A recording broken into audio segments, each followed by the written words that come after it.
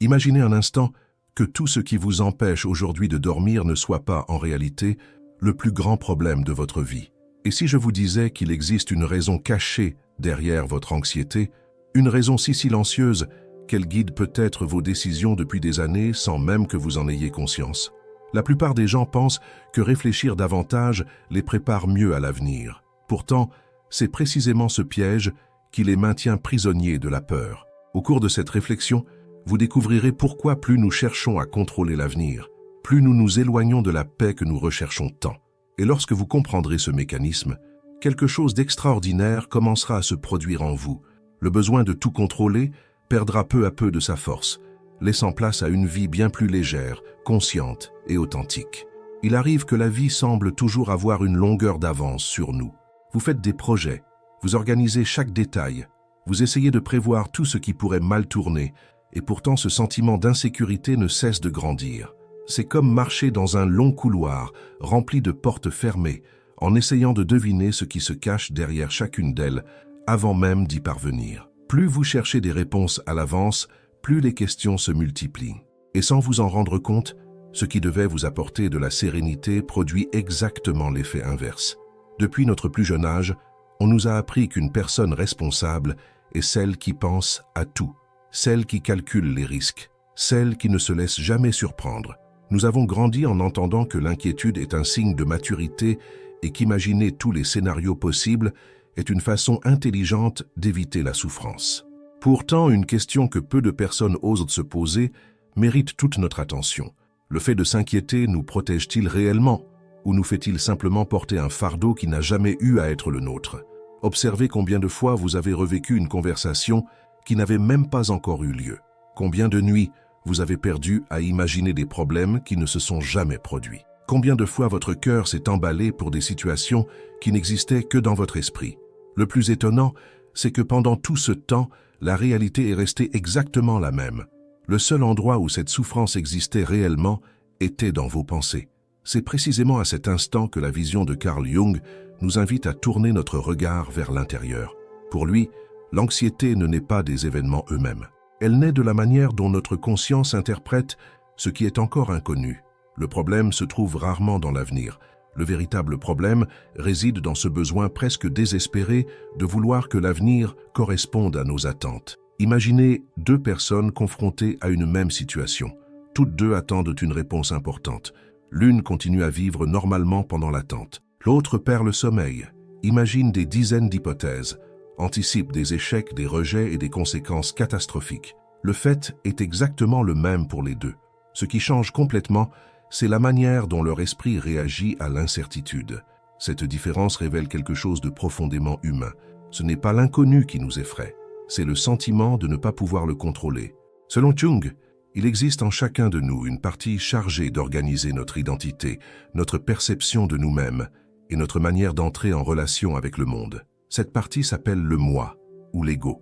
Beaucoup interprètent ce mot de manière erronée en l'associant uniquement à l'orgueil ou à la vanité. Pourtant, dans la psychologie analytique, l'ego est simplement le centre de notre conscience. C'est lui qui nous permet de reconnaître notre nom, notre histoire, nos choix et notre individualité. Le problème n'a jamais été l'existence de l'ego. Le véritable conflit commence lorsqu'il tente d'assumer une fonction impossible, contrôler ce qui appartient à l'avenir. Pour l'ego, tout ce qui ne peut être prévu représente une menace, car le sentiment de sécurité dépend de la certitude. Et puisque la vie n'offre jamais de garanties absolues, l'ego cherche à combler ce vide en créant des hypothèses. Certaines semblent raisonnables, d'autres sont totalement imaginaires. Mais elles poursuivent toutes le même objectif, vous faire croire que si vous réfléchissez suffisamment, vous pourrez éviter toute souffrance. C'est pour cette raison que tant d'inquiétudes apparaissent avant même que le moindre problème n'existe. Vous envoyez un CV et quelques minutes plus tard, vous vous persuadez déjà que votre candidature a été rejetée.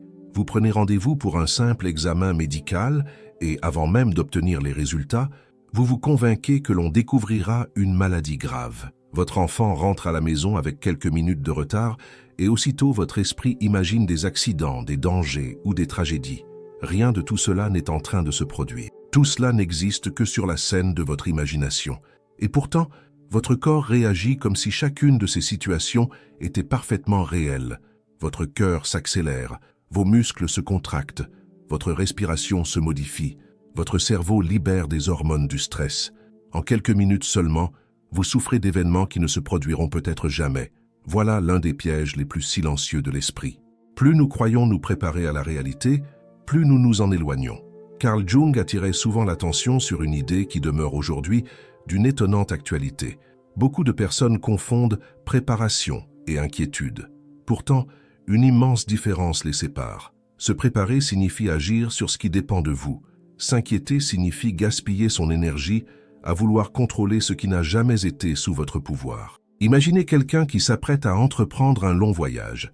Se préparer consiste à vérifier le véhicule, faire le plein, contrôler les documents et choisir le meilleur itinéraire. Tout cela dépend de lui.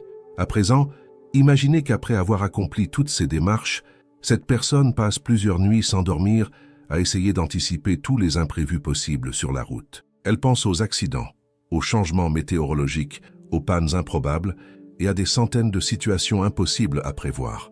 À cet instant, elle ne se prépare plus. Elle ne fait plus qu'alimenter sa peur. C'est précisément cette attitude qui a rendu légendaires les plus grands explorateurs de l'histoire. Avant de partir à la conquête du pôle Sud, Roald Amundsen consacra des années à étudier, à s'entraîner et à planifier son expédition. Il fit tout ce qui était humainement possible pour maximiser ses chances de réussite. Mais une fois sa préparation terminée, il comprit qu'il avait atteint la limite de ce qu'il pouvait réellement contrôler. Le climat resterait le climat. La glace continuerait d'obéir à ses propres lois.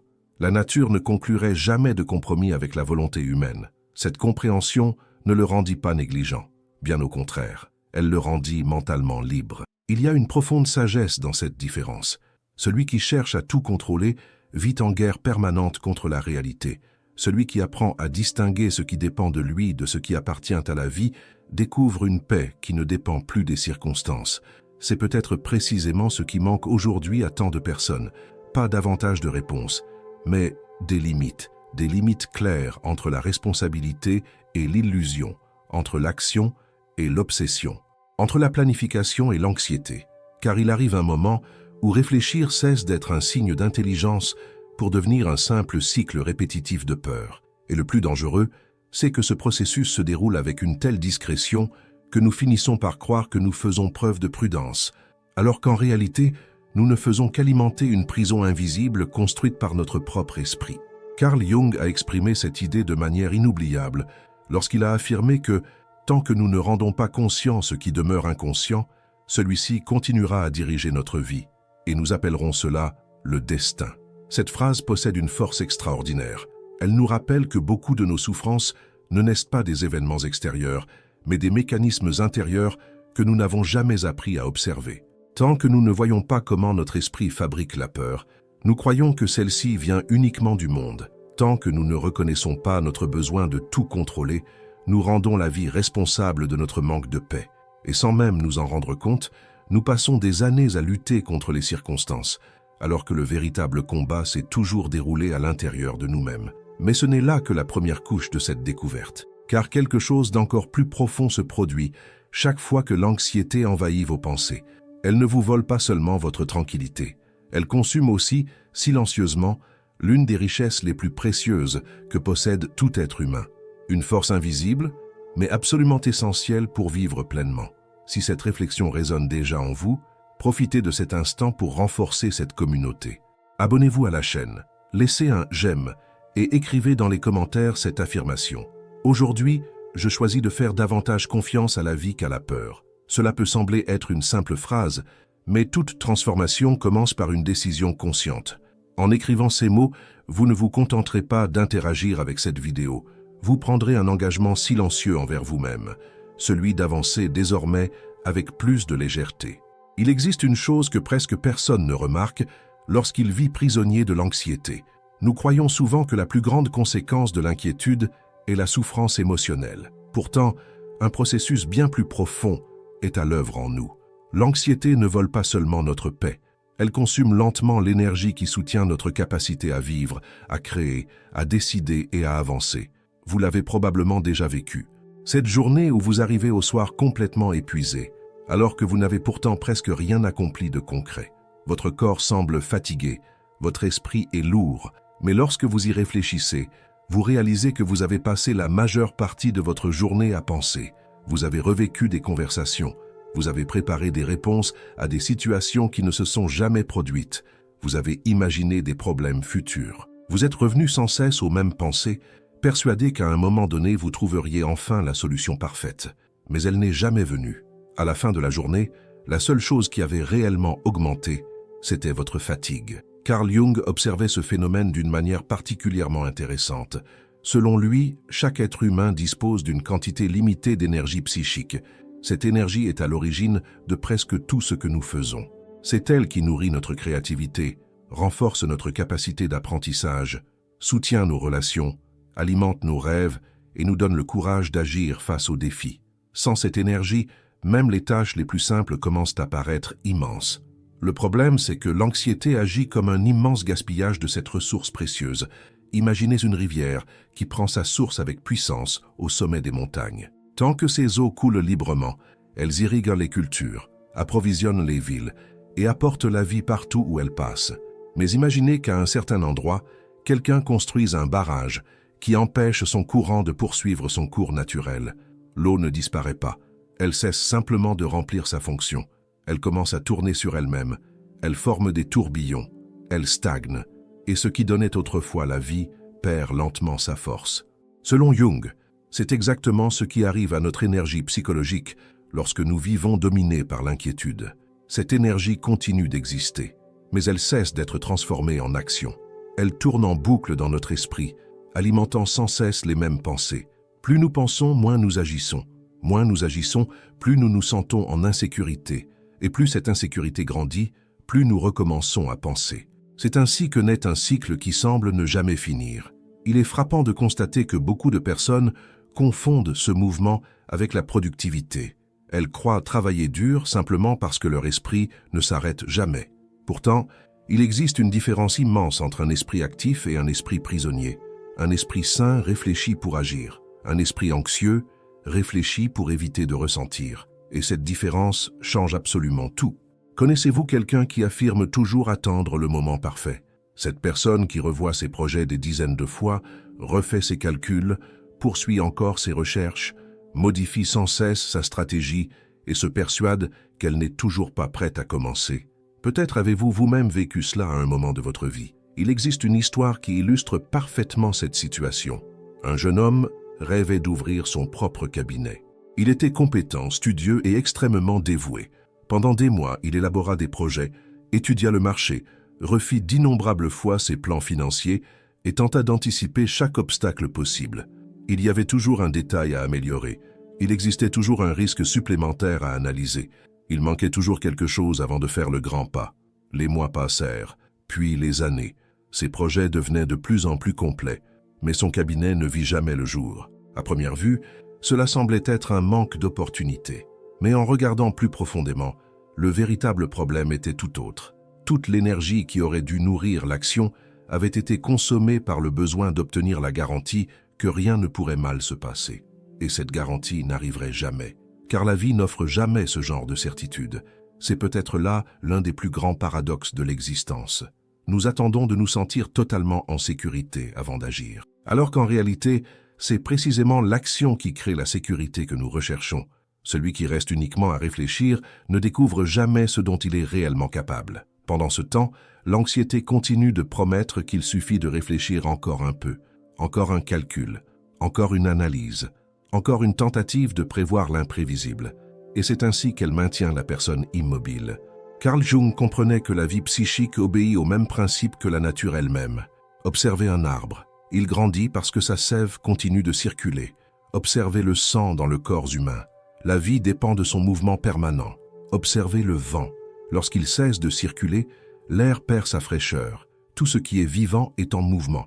Notre énergie intérieure fonctionne de la même manière. Elle a été créée pour circuler, pour transformer les idées en expérience, le savoir en pratique, les rêves en réalité. Lorsque nous interrompons ce flux par peur, nous commençons à ressentir un vide difficile à expliquer. Non pas parce que la vie a perdu son sens, mais parce que ce qui vit en nous ne trouve plus le moyen de s'exprimer. C'est pourquoi tant de personnes éprouvent cette étrange sensation de stagnation. Elles possèdent des talents, elles possèdent des connaissances, elles disposent d'opportunités, mais elles sont trop épuisées pour faire le pas suivant. Et cette fatigue ne vient pas toujours d'un excès de travail. Le plus souvent, elle naît d'un excès d'inquiétude.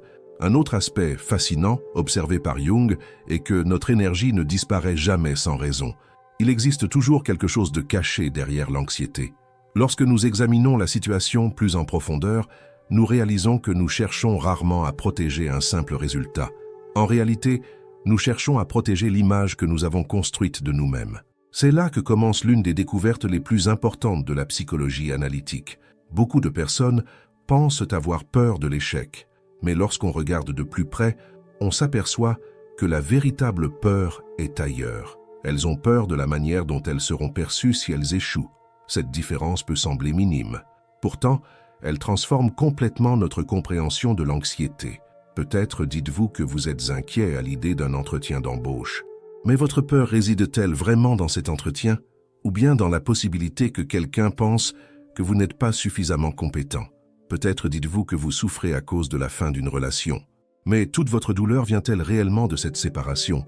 Ou bien une partie de cette souffrance naît-elle du sentiment d'avoir échoué en tant que partenaire, épouse, mari, ou simplement en tant que personne?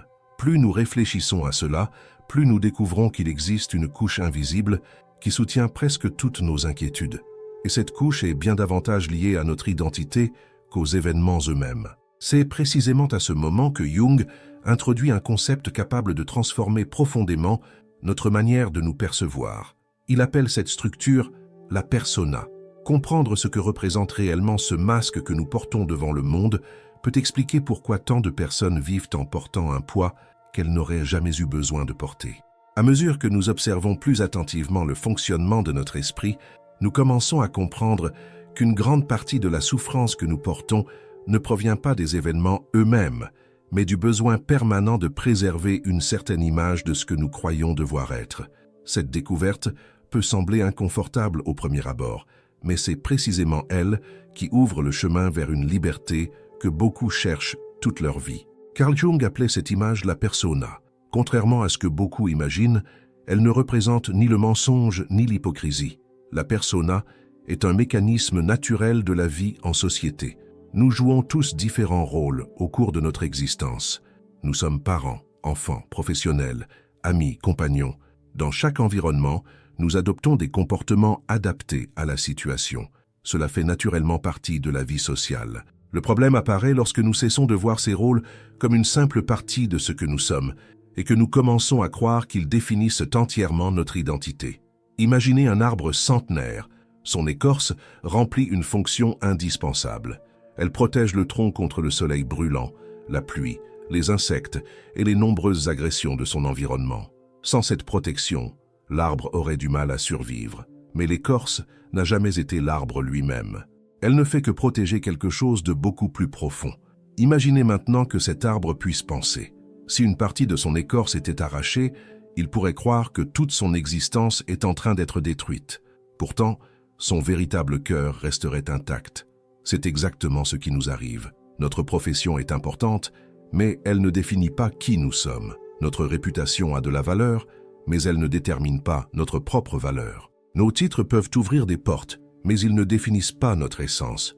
Lorsque nous oublions cette différence, chaque changement extérieur commence à sembler menacer notre existence même. Une critique cesse d'être une simple opinion pour devenir une preuve supposée de notre incapacité. Une erreur cesse d'être une occasion d'apprendre et devient un motif de honte. L'échec d'un projet finit par sembler être l'échec de la personne elle-même. La perte d'une relation est interprétée comme la preuve que nous ne sommes pas dignes d'être aimés. Remarquez comme tout devient bien plus grand qu'il ne l'est réellement. L'événement n'est pourtant qu'un événement. Ce qui le transforme en crise d'identité, c'est la manière dont nous nous identifions à l'image que nous avons construite de nous-mêmes. Jung observait que cette identification se produit de façon extrêmement silencieuse. Personne ne se réveille un matin en décidant de vivre uniquement pour protéger une apparence. Cela se construit peu à peu. Nous recevons des compliments lorsque nous sommes enfants et nous commençons à croire que nous devons toujours répondre aux attentes des autres. Nous sommes reconnus lorsque nous réussissons et sans nous en rendre compte, nous développons la peur de l'échec. Nous découvrons que certains comportements plaisent à notre entourage et nous commençons à cacher des parties de notre personnalité afin de conserver leur approbation. Au fil des années, ce masque devient si naturel que nous finissons par oublier qu'il existe. Nous vivons alors en essayant de maintenir une image de compétence, une image de force, une image de réussite, une image de quelqu'un qui ne montre jamais ses insécurités. Et plus nous investissons d'énergie dans cette construction, plus la peur de la voir s'effondrer grandit. C'est pourquoi tant de nos inquiétudes ont une origine bien plus profonde qu'il n'y paraît. Lorsqu'une personne ressent une peur immense avant de prendre la parole en public, le problème n'est peut-être pas réellement de parler devant les autres. La véritable crainte est peut-être de paraître incompétente. Lorsqu'une personne évite de lancer un nouveau projet, elle n'a peut-être pas peur du travail lui-même. Elle redoute peut-être le jugement des autres si elle n'obtient pas le résultat espéré. Lorsqu'une personne reste enfermée pendant des années dans une relation manifestement malheureuse, ce n'est souvent pas uniquement par peur de la solitude. Il y a aussi la peur d'affronter l'image qu'elle a construite devant sa famille, ses amis et la société. Notre esprit déploie d'immenses efforts pour préserver ce qu'il croit être notre identité. Pourtant, cette identité est souvent composée uniquement des rôles que nous avons appris à jouer. Jung a exprimé cette idée avec une remarquable justesse, en affirmant que la persona est ce que nous croyons être, et ce que les autres croient également que nous sommes, alors que cette image ne révèle jamais totalement notre véritable nature. Cette réflexion est plus actuelle que jamais. Nous vivons à une époque où beaucoup passent plus de temps à gérer leur image qu'à apprendre à se connaître. Ils apprennent à paraître heureux avant d'apprendre à être heureux. Ils s'efforcent d'afficher de l'assurance tout en vivant chaque jour avec leurs insécurités. Ils montrent une apparence d'équilibre alors qu'au fond d'eux-mêmes, ils ont le sentiment que tout s'écroule. Plus cette distance grandit, plus l'anxiété augmente. Car maintenir une apparence exige un effort permanent. C'est comme porter chaque jour un poids invisible. Tôt ou tard, la fatigue finit par apparaître. C'est peut-être pour cette raison que tant de personnes disent ne pas comprendre pourquoi elles sont si épuisées. Elles ne portent pas seulement les responsabilités de la vie. Elles portent également l'immense fardeau de protéger une version idéalisée d'elles-mêmes. Il existe une histoire qui illustre parfaitement cette réalité. Au cours d'une thérapie, un entrepreneur extrêmement prospère révéla quelque chose qui surprit tous ceux qui l'entouraient. En apparence, il respirait une confiance absolue. Il était respecté, admiré et occupait une position que beaucoup rêvaient d'atteindre. Pourtant, lorsqu'on lui demanda quelle était sa plus grande peur, il resta silencieux quelques instants avant de répondre. Il expliqua qu'il n'avait pas peur de perdre son argent. Il n'avait pas non plus peur de devoir recommencer à zéro. Ce qui l'effrayait réellement, c'était d'imaginer qu'un jour les autres cesseraient de le voir comme un homme accompli. À cet instant, il devint évident que sa plus grande préoccupation n'avait jamais été son entreprise. C'était l'image qu'il avait construite tout au long de sa vie. Tant que cette image restait intacte, il avait le sentiment d'exister. Mais dès qu'il imaginait la perdre, il croyait se perdre lui-même. Voilà l'un des pièges les plus silencieux qui soient. Plus nous confondons notre essence avec ce que nous montrons au monde, plus nous devenons vulnérables. Le moindre changement extérieur semble alors être une attaque directe contre notre valeur. Pourtant, il existe une différence fondamentale entre ce que nous sommes et ce que nous représentons. Les rôles changent, l'essence demeure, les circonstances changent, la valeur de la personne reste intacte, les cycles prennent fin. L'identité la plus profonde continue d'exister. Comprendre cela ne fait pas disparaître immédiatement toutes les peurs, mais cela commence à leur retirer le pouvoir qu'elles exercent sur nous depuis tant d'années.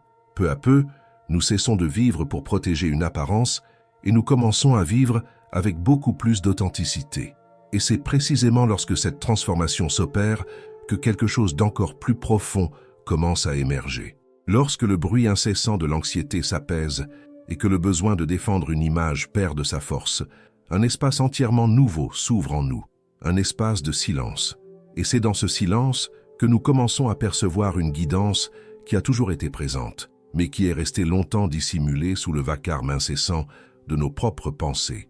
Lorsque ce silence trouve enfin sa place en nous, nous découvrons quelque chose qui a toujours existé, mais que l'excès d'inquiétude nous empêchait de voir. La réponse que nous cherchions avec tant d'insistance à l'extérieur n'a jamais été cachée dans les circonstances. Elle a toujours commencé à naître en nous. Carl Jung croyait qu'il existe une partie beaucoup plus profonde de notre personnalité, un centre intérieur capable de nous guider avec une sagesse que la peur ne pourra jamais égaler. Mais cette voix ne crie pas, elle ne cherche pas à rivaliser avec l'anxiété, Elle se manifeste avec discrétion, presque imperceptiblement, et seul un esprit qui apprend à ralentir est capable de l'entendre. C'est comme un lac au lever du jour, lorsque le vent s'est complètement arrêté. Tant que l'eau est agitée, elle ne reflète que des images déformées. Mais lorsque sa surface s'apaise, le ciel tout entier apparaît avec une parfaite netteté. Le ciel n'a jamais changé. Seule l'agitation empêchait son reflet d'apparaître. Notre esprit fonctionne exactement de la même manière. Pendant longtemps, nous avons cru que réfléchir davantage résoudrait tous nos problèmes. Mais vient un moment où nous comprenons que toutes les réponses ne naissent pas d'une nouvelle pensée. Certaines apparaissent précisément lorsque nous cessons de lutter contre ce que nous ne pouvons pas contrôler. À partir de cet instant, nos décisions deviennent plus conscientes. Les défis continuent d'exister, mais ils ne portent plus le même poids. L'avenir demeure incertain, mais il ne provoque plus le même désespoir. La vie continue de présenter des obstacles, mais ils cessent d'être interprétés comme des menaces contre notre identité. C'est peut-être l'un des plus beaux cadeaux que nous puissions nous offrir, abandonner l'illusion de tout contrôler et développer la confiance nécessaire pour vivre un jour après l'autre. Lorsque cela se produit, l'anxiété perd de sa force, notre énergie recommence à circuler naturellement et la paix cesse de dépendre des circonstances. Elle naît désormais d'un lieu beaucoup plus profond où aucun changement extérieur ne peut l'atteindre. C'est peut-être là la véritable liberté que Carl Jung a cherché à transmettre tout au long de son œuvre, non pas contrôler la vie, mais apprendre à marcher avec elle. Car au fond, la sérénité n'appartient pas à ceux qui possèdent toutes les réponses. Elle appartient à ceux qui ont appris à vivre avec les questions sans laisser la peur guider leurs pas. Et lorsque nous comprenons enfin cette vérité, nous réalisons que le plus grand pas vers la transformation n'a jamais consisté à contrôler l'avenir. Il a toujours consisté à transformer la manière dont nous choisissons de vivre le présent. À la prochaine vidéo!